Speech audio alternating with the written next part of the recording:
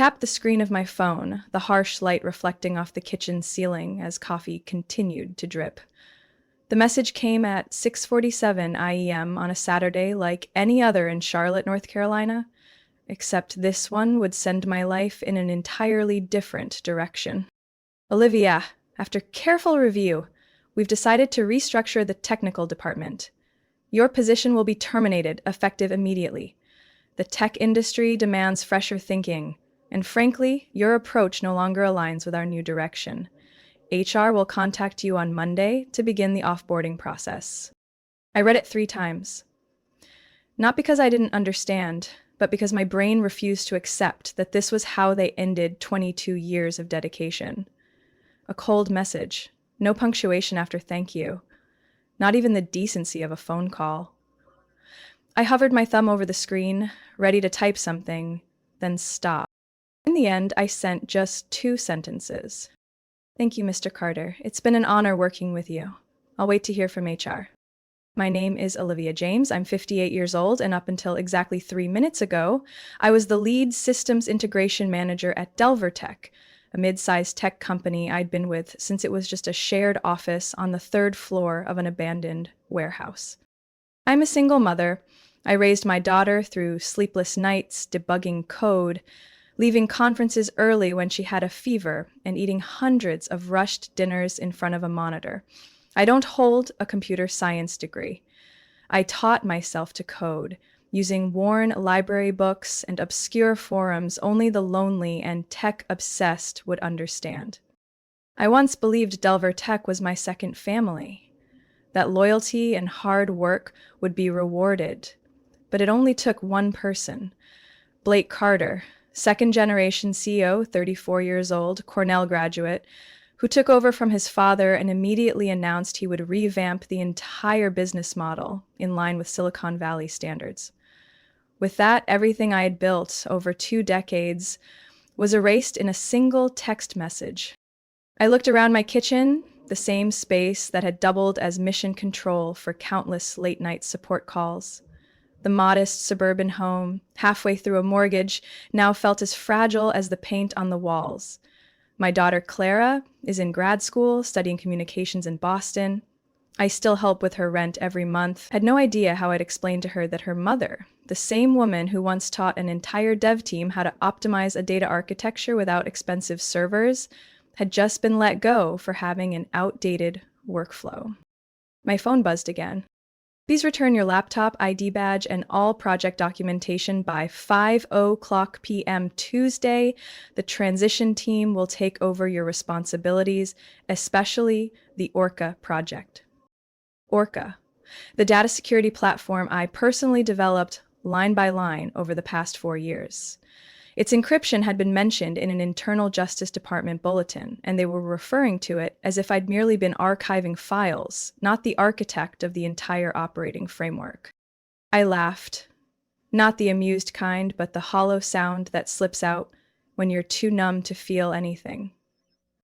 Blake Carter didn't know that the most critical code, the parts that made Orca what it was, didn't exist in any internal documentation. It lived in a handwritten notebook I'd kept for years, tucked into the left-hand drawer beneath my desk, and I had taken it home Friday evening. They thought they could delete my name from the system. They had no idea I was the one holding the real key. I looked at the clock. 6:59 a.m. Just minutes had passed since my world fell apart. But in that exact moment, I realized I still had something they could never buy. Memory, knowledge, and choice. My first job at Delver Tech went mostly unnoticed. Back then, I was just that Olivia in her 30s, handling office support and answering phones, while the main receptionist was out on maternity leave. I sat at the second floor front desk, typing up inventory reports and making coffee for engineers. People who never remembered my name, but always remembered how many sugars they wanted in their espresso. Things started to shift when I realized the tech team was struggling with the storage system. They were using free open source software, but no one knew how to customize it to fit the complex data models our clients needed. One Friday evening, after the office had gone dark, I downloaded the technical manual and stayed up until 2 a.m. learning the basic syntax. 3 days later, I submitted a brief proposal to reorganize the database structure using the same language. I printed it out and placed it neatly on the lead engineer's desk. No signature. By Monday morning, I was called into a meeting with Richard Evans, Delvertech's founder and first CEO. Richard was a true leader, salt and pepper hair, sharp eyes, and a memory like steel. Not only did he remember my name, he even knew Clara's birthday. He said, "I don't need someone to make coffee. I need someone who solves problems. Starting today, you're on the data team." I didn't have an engineering degree, never went to college. But Richard was blunt. I once hired an MIT grad who turned out to be good at nothing but writing emails that sounded smart. You, on the other hand, fixed a system bug that had stumped the whole team for a week. I'll take action over credentials any day. Under Richard's leadership, I went from office assistant to a core developer on the Orca project, an internal security platform that would later account for nearly 70% of Delvertech's biggest contracts over a 5-year period. Orca wasn't just a product. It was the brain, the shield, and the backbone of our client infrastructure. And I, Olivia James, first sketched its blueprint on the back of a restaurant receipt. When Richard stepped down as CEO at 68, the entire company stood and applauded during the year-end meeting. I sat in the middle row, tears silently falling as he hugged me and whispered, "Keep that spirit alive, Olivia. Don't let anyone erase your name from what you've built." Then, Blake Carter came back from New York to usher in a new era at Delvertech. He was nearly 25 years younger than me, slick talking, always carrying a thin MacBook and a trail of outside consultants. His first meeting wasn't to introduce himself. It was to announce a sweeping modernization campaign that included cutting costs, streamlining systems, and updating personnel to meet current trends. Not a single mention of Orca. I kept working as usual, but I was no longer invited to strategic meetings. My emails went unanswered. My team was gradually reassigned to new agile thinking groups. I was relocated from the third-floor tech office to a corner space near storage to be closer to the data center for operational efficiency. I used to believe this was just part of a transition, that eventually they'd realize they still needed someone with real-world experience, someone who knew every legacy data pipeline, every emergency patch that had saved the system during that 2016 cyber attack. But then I saw my name removed from the Orca team list in the staff update. I saw my technical documents repackaged under new covers, the author line blank. And then came the Saturday morning text, "Cold." Colder than the nights I stood in Charlotte's snow, calling the ISP because our systems were down. Blake Carter never looked at me the way Richard did, as a partner. To him, I was just outdated software, a tool past its expiration date. But here's what Blake never knew. I didn't just build Orca. I was Orca. The exception handlers, the hidden ports, the shadow security layers that existed outside of all official documentation, I created them. And no one, not even Blake Carter, could replace that with a single text message.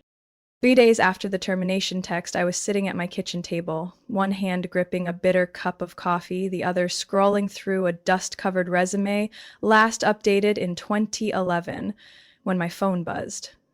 On the screen flashed a name I never expected to see again.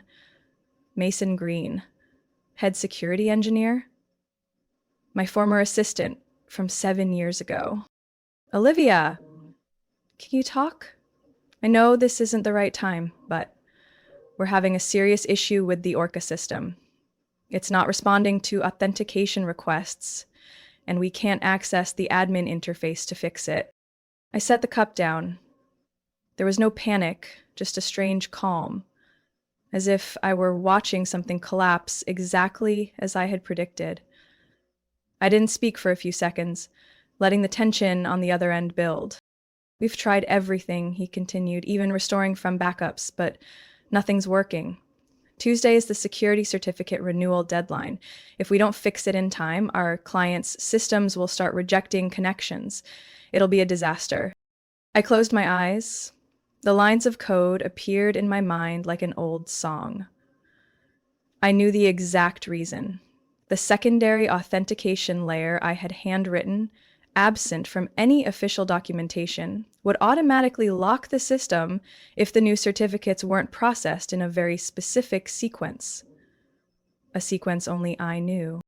"What do you want from me, Mason?" I asked, voice steady. "Would you consult with us? We'll escalate to management and arrange an official contract. I know the firing was unfair, but our clients are about to walk, and I don't have another option." I took a long breath. I wasn't angry at Mason. He was just a cog in the machine. But I wouldn't let my decency be exploited again. Fine. If they want my help, I want an official request via email. I'll work as a remote consultant only. My fee is $2,500, 0 cents per day, minimum 2 weeks. All solutions I provide remain my intellectual property, temporarily licensed to Delver Tech for the sole purpose of addressing this issue. No negotiation, no team meetings, no oversight. Silence. I'll pass that along, but be here. Here's no but, Mason. This is the consequence of their decision. I didn't cause the problem. I'm just offering them a way out. 3 hours later, I received an email from Sophie Tran, head of legal. Attached was an expedited consulting agreement. Every clause I requested was included, with one small addition at the end. Temporary system access within agreed hours. I signed it that same night. The next morning, I logged into the system from my personal laptop. It was chaos, just as I expected. The new team had tried to patch things with copy-pasted code from Stack Overflow, causing severe conflicts in the authentication modules. Orca looked like a wild animal forced into a business suit. I said nothing. I opened the terminal, rewrote a few key shortcuts I had originally embedded, and ran diagnostics. In under 40 minutes, the system began to stabilize. And just then, Blake Carter called. "Olivia, I heard you're consulting for the team. I'm glad you agreed to help. Can we discuss the possibility of expanding our collaboration?" His voice was smooth as ever, but this time I caught the strain beneath the calm. "No need to expand anything. I'm just fulfilling the terms of the contract. With the current state of the system, we may need more. My staff is calling clients individually to reassure them. There are rumors Delver Tech has lost control of Orca. I can't let that escalate." "It's not a rumor, Blake. You lost it at 6:47 a.m. on Saturday when you sent me that message." A long pause. I waited to see what exit he'd take. "Olivia, can I ask you to come back? With a higher role, full technical authority, and double your previous pay? We could start fresh, as colleagues." I leaned back in my chair, eyes on the ceiling, and let out a quiet laugh. "I've already started fresh, Blake. Just not with Delver Tech." I hung up, leaving him alone with the system he once claimed as replaceable. What he never understood was this. I wasn't just a part of Orca. I was Orca. While I was reviewing the final test script for the Orca patch, the one they'd never admit was a real rescue, a new email popped up in my inbox. At first, I assumed it was just another marketing blast, but the subject line stopped my cursor cold. "We read your LinkedIn post and we love to talk."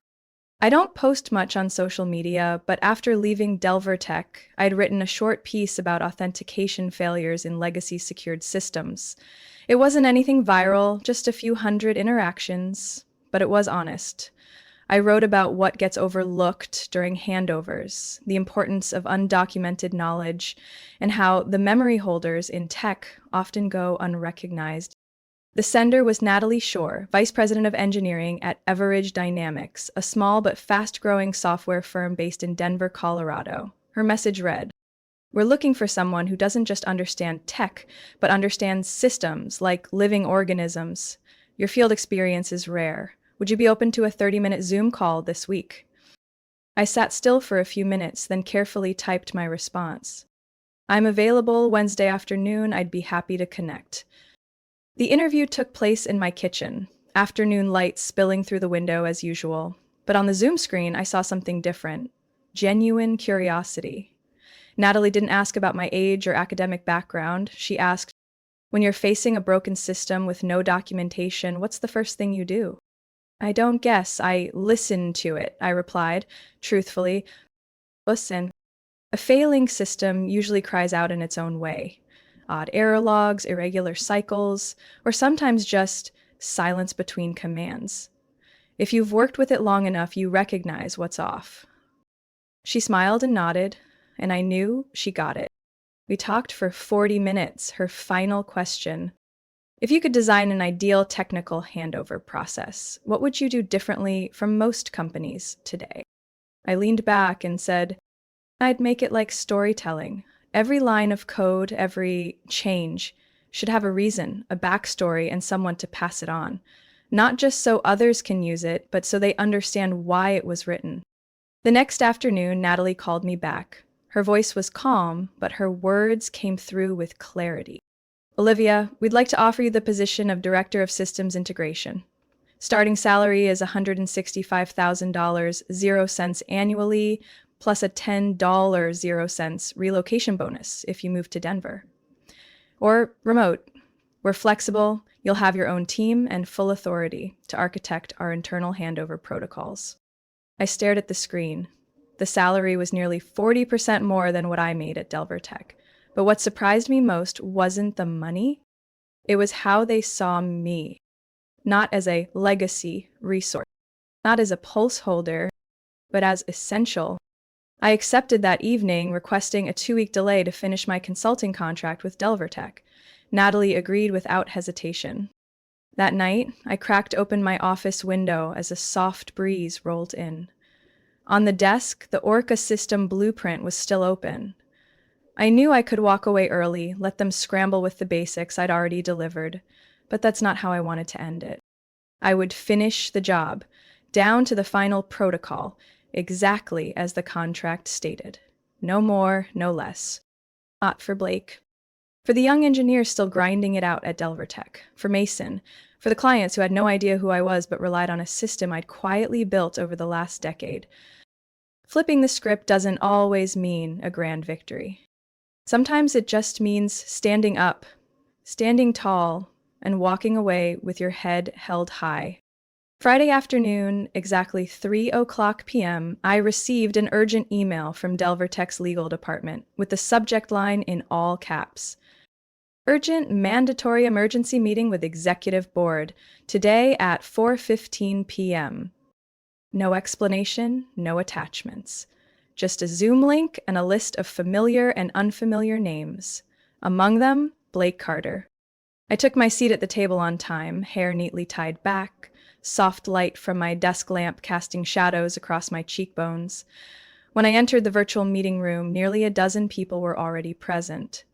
Vice presidents, department heads, and 2 unexpected names, Wesley Grant and Irene Booker. Members of the board of directors who rarely interfered with technical operations. Blake opened the meeting. His face appeared on the screen wearing a strained smile. His usual swagger was gone. Thank you all for being here. As you know, the Orca system is currently being restored with help from an outside consultant, Miss Olivia James. I gave a small nod. No one else reacted. Blake continued. However, he said, during our review, we discovered a significant lack of documentation for the system. This gap made it impossible for the transition team to operate Orca properly. I believe it's important we understand why such critical knowledge wasn't documented. I looked directly into the camera, keeping my tone steady. Are you saying the reason your team couldn't operate the system is because I failed to leave documentation? Blake took a breath. We're simply trying to understand how this gap occurred. There should have been a clear handover protocol when a senior team member leaves. I reached for my technical notebook and held up a red-marked PDF. Proposal: Documenting Orca Processes, sent March 14, 2022. I shared my screen. This is the proposal I sent to the technical team and senior leadership. I recommended a 3-week sprint to create ISO standard documentation and conduct live training with the new team. It was rejected, for cost reasons. I tapped another key. Another email appeared. Email dated August 2, 2022. Warning on risks due to undocumented security certificate update procedures. This was the warning I sent when I noticed the new team didn't understand the update cycle. It was marked as read. No one replied.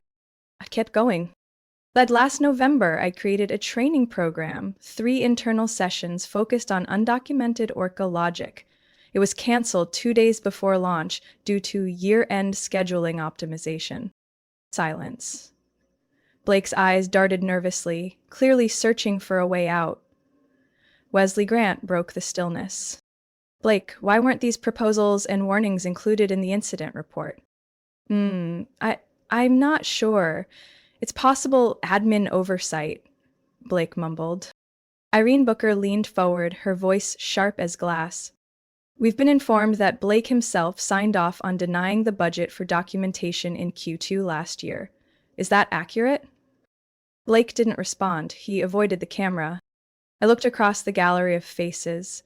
Some of the same people who'd excluded me from meetings, who now listened not as executives, but as witnesses. I'm not here to point fingers, but if you're asking why the system failed after I left, the answer is this. It wasn't because I kept the knowledge to myself.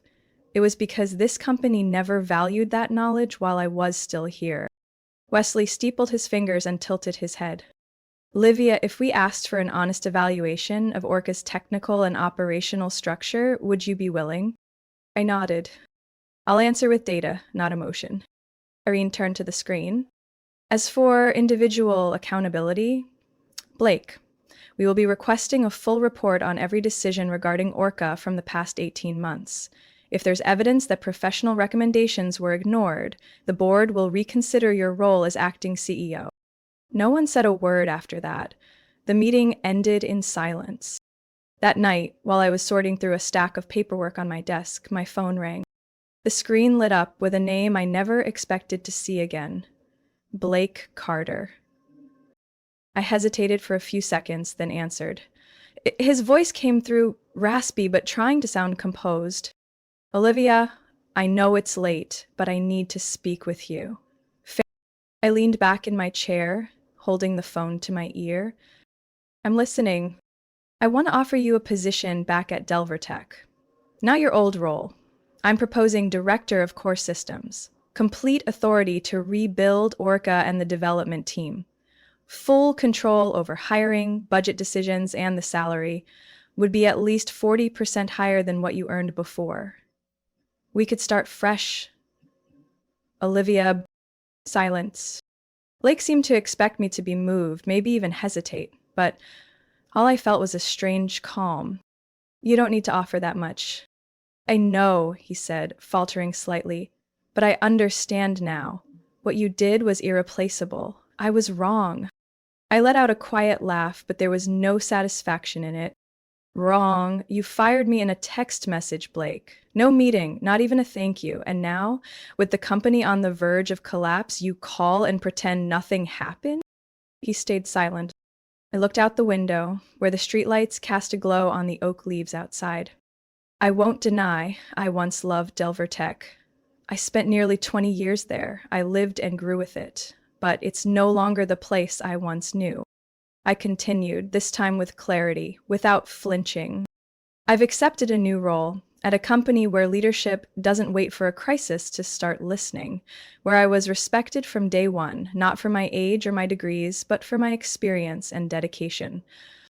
I understand, but Olivia, I cut in. No, Blake, don't try to fix this with money. Respect isn't something you can buy back with a title. It has to be built from the beginning. There was a whisper of wind on the line, then Blake sighed. I truly hope you'll return one day. We need people like you. No, Blake, I said softly. You needed someone like me when you had the chance. But now, it's too late. I hung up. And for the first time in weeks, I felt weightless. Not because I'd turned down a good job, but because I chose not to return to a place that once discarded me. I chose to move forward, on terms that no apology could ever rewrite. I completed my consulting work on the 14th day, exactly as stated in the contract. Not early, not late. Every Orca patch was deployed step by step, accompanied by a technical guide written in plain, beginner-friendly language, so clear that even a junior engineer could follow it. I sent it to the company inbox at 8 o'clock I.m. sharp, with one brief line. Update complete, good luck. I didn't sign it. I didn't need to anymore. 3 days later, as I was preparing for a team meeting at Everidge Dynamics, where I had officially begun my new role, my phone rang. This time the number was unfamiliar. I hesitated, then picked up. Hello, Olivia. This is Robert Carter, Blake's father. I believe I owe you a long overdue thank you. I froze for a second. Robert Carter, founder of Delvertech and former CEO for nearly 2 decades, was now retired, though rumor had it he still held influence with the board. I hear you saved the company once again, Olivia, he said, his voice low and steady. I'm not proud of the way my son handled things, but one thing is certain. Without you, Orca would have completely collapsed. I said nothing. The board held a closed session this morning, Robert continued. Blake has officially been removed as CEO. I'll be returning temporarily until a suitable successor is found. I didn't feel joy. I didn't feel vindicated. What I felt was peace. Robert went on. One of the first decisions I made was to implement a full knowledge transfer policy. We're calling it the James Protocol, after you. A quiet way to honor what you preserved while others lost their way. I nodded, though he couldn't see me. I appreciate that. I hope it's more than just a name, that it sparks real change. I promise you, this time it will. We ended the call with polite well wishes. No strings, no promises. Just two people acknowledging what's worth keeping and what's best left behind. 2 weeks later, I officially started at Everidge Dynamics. The office wasn't big, but it was bright, calm, and productive. My tech team had 5 people, some young, some seasoned, and all were eager to learn. They didn't question my age. They didn't second-guess my suggestions. They listened, took notes, even asked follow-up questions before I could finish. On my first day, Natalie, the VP, walked over and placed a small bronze plaque on my desk. It read, "Knowledge is power, but wisdom is legacy." I ran my fingers over the engraving. It didn't need my name on it. I had something far more valuable, a role that matched my worth, a team that respected me, a workplace that cherished what others had overlooked. A month later, I received an invitation from Delvertech. 25th anniversary celebration. You are cordially invited, Ms. Olivia James, as an honored guest. I stared at the card for a few minutes, then folded it and placed it in a drawer. I wasn't going back to be honored. I had walked away at the right time to find something far more important than recognition. Self-respect. And that's something no one can take from me. Not even those who once thought I was just another replaceable piece of code. Olivia's story is a powerful reminder that loyalty and expertise should never be dismissed in the name of blind innovation or ageism. When an organization trades its core values for a youth-first agenda, the price may be the very foundation it stands on. In the real world, respecting experience isn't just about honoring the past. It's about preserving stability. Because the person labeled outdated today, you might be the only one holding the key tomorrow. What do you think about Olivia's journey? If you were in her shoes, would you choose to walk away or return? Share your thoughts in the comments below. And don't forget to follow the channel for more powerful, emotional stories about life and family.